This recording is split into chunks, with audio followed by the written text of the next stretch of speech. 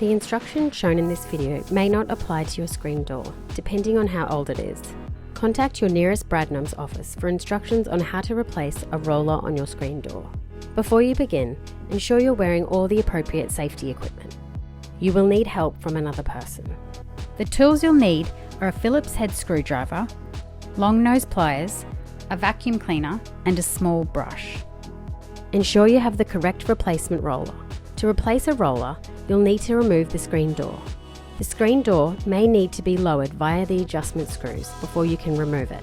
They are located at the top and bottom of the screen. Using a Phillips head screwdriver, rotate the bottom screws anti-clockwise. You may also need to adjust the top screws to remove the screen door. Standing on the outside, slide the screen door halfway open.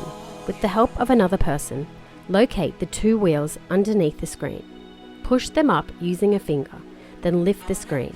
Tilt its bottom towards you and the other person and out over the track. Carefully move the screen downwards. Gently rest it on the floor, ensuring you have access to the rollers. Use a long nose plier to remove the damaged roller.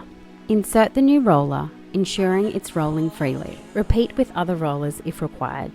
Before returning the screen to the door, clean the track with a vacuum cleaner and a small brush. With the help of another person, lift the screen into the door head. Tilt its bottom towards you and the other person. Locate the two wheels underneath the screen. Push them up using a finger. Then push the bottom of the screen door over the track into position and allow it to sit on the rollers. Finally, turn all adjustment screws clockwise until the screen door is rolling freely and the top of the screen is held in position. You've now successfully replaced a Bradnam screen door roller.